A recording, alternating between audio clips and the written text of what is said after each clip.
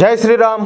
అందరికీ నమస్కారం. Welcome to news అఖండ. నేను మీ కస్తూరి శ్రీధర్. మిత్రులారా, ఒక పాకిస్తాన్ మహిళ పెట్టుకున్నటువంటి పిటిషన్ను ఢిల్లీ హైకోర్టు కొట్టి ఆడబారేసింది. ఇంతకు ఏం జరిగింది, ఆమె ఇంతకు ఏమని చెప్పి పిటిషన్ పెట్టుకునింది అనేది ఈ న్యూస్ ద్వారా మీ చెప్పే ప్రయత్నం చేస్తా. ఓకేనా?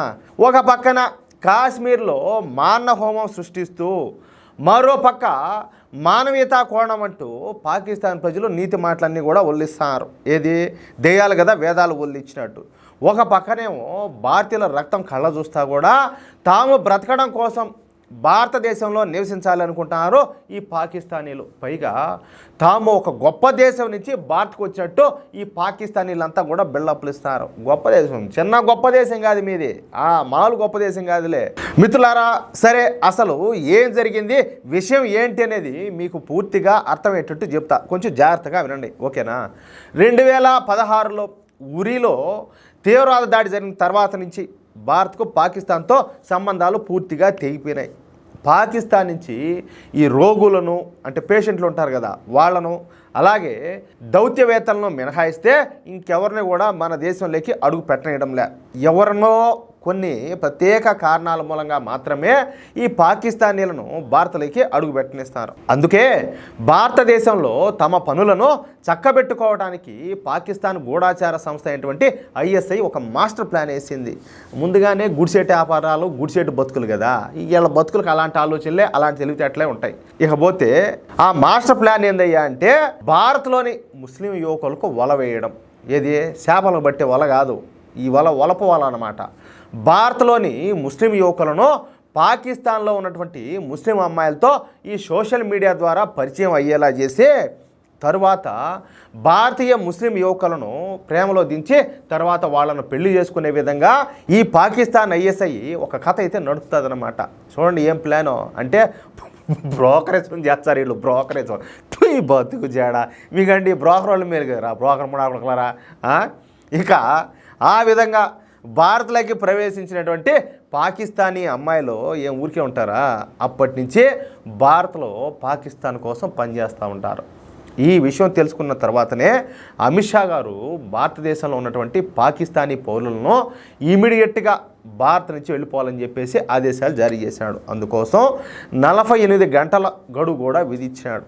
అయితే జాతీయ భద్రతా దృష్ట్యా అమిత్ షా గారు తీసుకున్నటువంటి నిర్ణయాన్ని సవాల్ చేస్తూ ఒక పాకిస్తాన్ మహిళ హైకోర్టుకి అయితే పోయింది.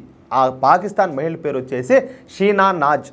ఈ పాకిస్తానీ మహిళ అయిన ఈ షీనా నాజో కేంద్ర హోంశాఖనే సవాల్ చేస్తూ ఢిల్లీ హైకోర్టుకి అయితే పోయింది. ఏమి కథ చూడు అంటే, ఇంకంత సీన్ ఉంటుందా ఏమో పోయి ఢిల్లీ హైకోర్టులో పిటిషన్ వేసే అంత? ఆమెకి వెనక ఎంతమంది సపోర్ట్ చేస్తూ ఉంటారో, ఎలాంటి తలహాయలు ఉంటాయో అది కూడా ఒకసారి మీరు ఆలోచించండి.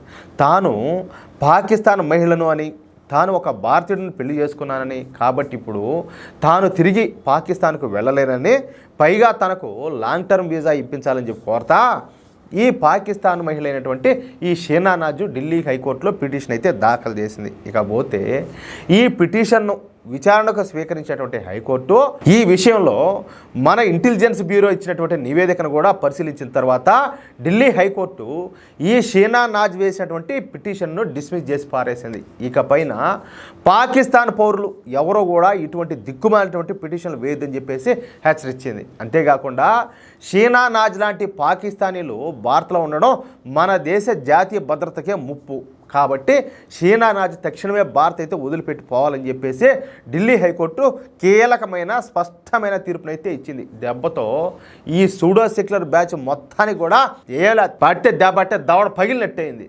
ఇక్కడ నేను ఇంకొక మాట చెప్పాలి మీకు. కొంతమంది మనోళ్ళు ఈ దేశంలో ఉండే అమ్మాయిలు కూడా పోయి పాకిస్తాన్ వాళ్ళని పెళ్ళిళ్ళు చేసుకున్నారు. పెళ్ళిళ్ళు చేసుకొని ఇప్పుడు వచ్చేసి నేనేదో ఒక న్యూస్ చూసినాయా, ఏం వచ్చేసి పాకిస్తాన్ ఆయన పెళ్లి చేసుకునిందంట, పిల్లవాళ్ళు పుట్టినారు. ఇంకేమో ఈ భారత పౌరసత్వము మన ఈ భారత్కు సంబంధించిన పాస్పోర్ట్ అంతా కూడా ఉన్నది. ఆయన పుట్టిన పిల్లలు వాళ్ళకేమో పాకిస్తాన్ ఉన్నది. ఇప్పుడు వీళ్ళకు ఒక గడువు ఇచ్చారు కదా, మీరంతా నాయన వెళ్ళిపోండి, ఖాళీ చేసి మా దేశానికి మీ సేవలు చేసించాలు, ఇంకా మీ సేవలు మాకు అవసరం లేదని చెప్పేసి అమిత్ షా గారు చెప్పినారు కదా. ఇంకా పోయే క్రమంలో ఏంటంటే ఈ పిల్లలను తీసుకొని పోయి పోదాం అనుకుంటుంది. ఈ పిల్లలు ముగ్గురు ఆవలకు వెళ్ళిపోయినారు. ఏమి యువతలు నిలబడిపోయింది. అర్థమవుతుందా? లేదు నేను కూడా ఆవలకు పోవాలా, నా భర్త ఆవాళ్ళు ఉంటే, నా బిడ్డలు ఆవాళ్ళు ఉంటే నేను ఒకదాన్నే ఇవ్వాలి ఎందుకని చెప్పేసి. ఎందుకు ఆ దరిద్రం? పోవాలనుకుంటే సంతరం పంపించేసేయండి. ఆ దరిద్రం మనకెందుకో. ఏం అవసరం మనకంటాలే. ఇంకొక విషయం ఏంటంటే సిగ్గులే మీకు ఒకరవన్నా. ఇప్పుడు సపోజ్ నేనే మీ ఇంటి మీద దాడి చేస్తా, మీ వాళ్ళని పట్టుకొని చంపుతా, మతం పేరుతో చంపుతా, అది కూడా మీ దృష్టిలో నేను ఎవరిని? శత్రువునే కదా. మరి పాకిస్తాన్ వాళ్ళు ఇక్కడ కులం మతం ఏది చూడకుండా మొన్న చనిపోయిన వాళ్ళు ఒక ముస్లిం కూడా ఒక అతను ఉన్నాడు కదా.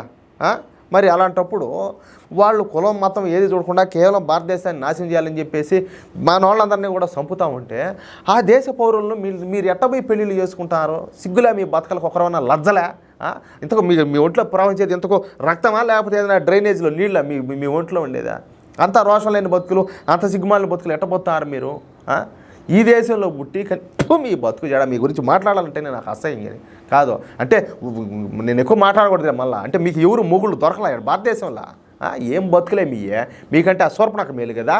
మిత్రులారా, ఈ న్యూస్ను తప్పనిసరిగా నలుగురికి షేర్ చేయండి. నచ్చిందని కూడా నేను అనలేకపోతున్నా. ఏమని అడగాల నచ్చిందని ఇట్లా దరిద్రాన్ని అంతా. అలాగే ప్రతి ఒక్కరు కూడా ఖచ్చితంగా మీ యొక్క అమూల్యమైన అభిప్రాయాలను కామెంట్ చేయండి. ఇంకో విషయం ఏంటంటే ఇంతవరకు మీరు కనుక మన ఛానల్ సబ్స్క్రైబ్ చేసుకున్నట్లయితే ప్రతి ఒక్కరు కూడా మన ఛానల్ సబ్స్క్రైబ్ చేసుకోండి. ఒకవేళ మీరు సబ్స్క్రైబ్ చేసుకున్నట్లయితే మీకు తెలిసినటువంటి జాతీయవాద మిత్రులకు మన ఛానల్ పరిచయం చేయండి. వారి చేత కూడా మన ఛానల్ సబ్స్క్రైబ్ చేయించండి. ప్లీజ్ సపోర్ట్ చేయండి. జై శ్రీరామ్.